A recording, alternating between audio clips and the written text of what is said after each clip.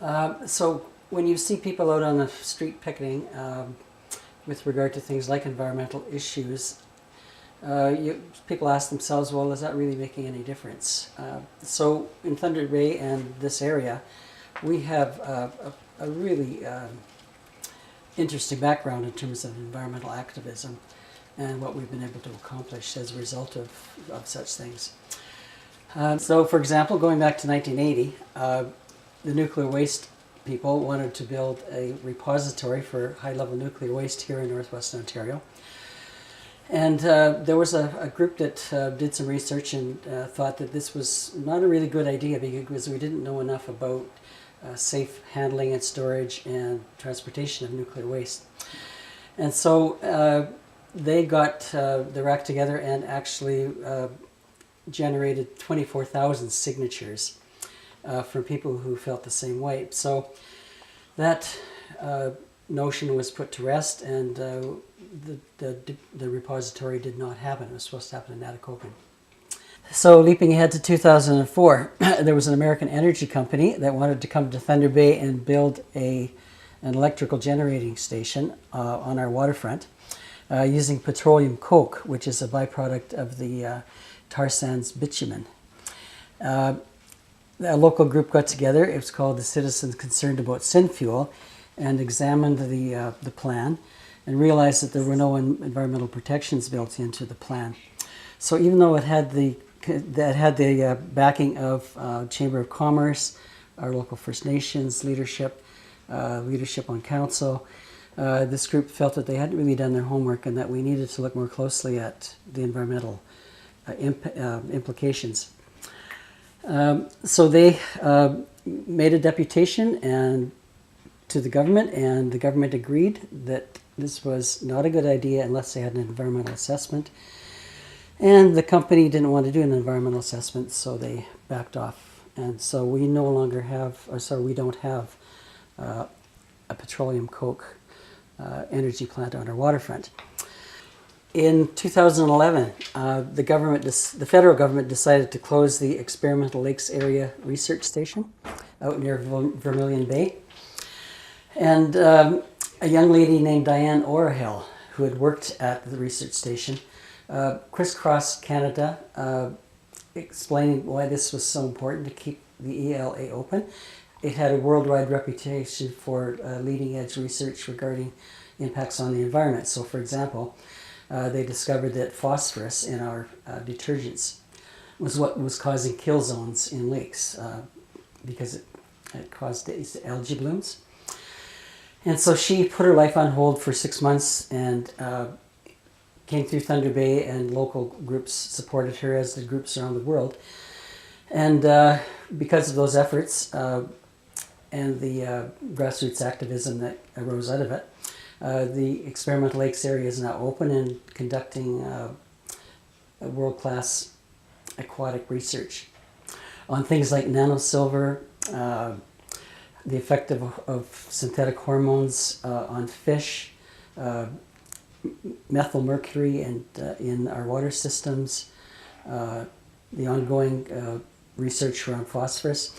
So that was the direct result of grassroots, bottom-up resistance to something which was not a good idea. So if you jump forward to the present day, we're on the cusp of history again. The pipeline people want to build Energy East, which is meant to take a natural gas pipeline and convert it into a bitumen carrying pipeline.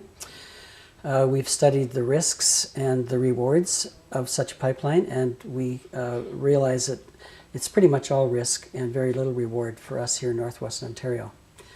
So that will carry 1.1 million barrels of bitumen across our watersheds and to the East Coast for shipping to other countries, and it's kind of a rip it and ship it kind of thing that's happening. There are little or no benefits other than short-term construction jobs for us here.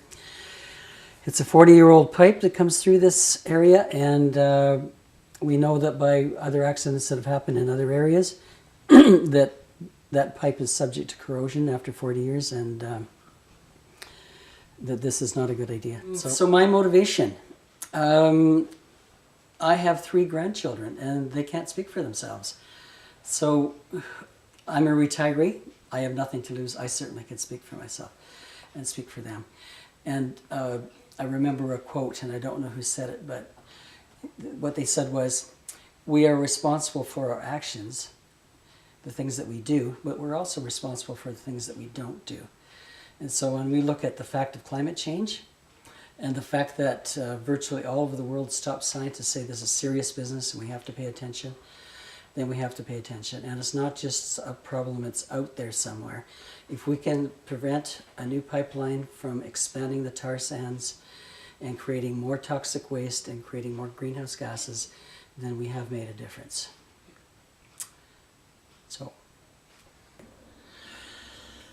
So with regard to Energy East, how can people get involved with this issue? The Council of Canadians, CUSP, Citizens United for a Sustainable Planet, Ontario Nature, Environment North, Fossil Free Lakehead, those are groups who are forming a coalition and have approached City Council to ask them to reject the idea of repurposing the Energy East pipeline. So you can get involved. Sorry, can I just get you to say that one last thing again? This is a group that has formed to do what they're doing just because the dog barked right there. All right. So this is a group that... So this is a group, this is a coalition that is expressly, at the moment, working to have City Council reject the Energy East pipeline for many good reasons.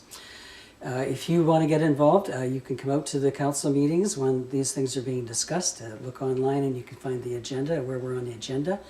TransCanada Pipeline is going to make a deputation as well, and we are looking forward to a chance to speak to their TransCanada Pipeline is going to make a deputation as well, and we will be paying close attention to what they are saying about the benefits of that line.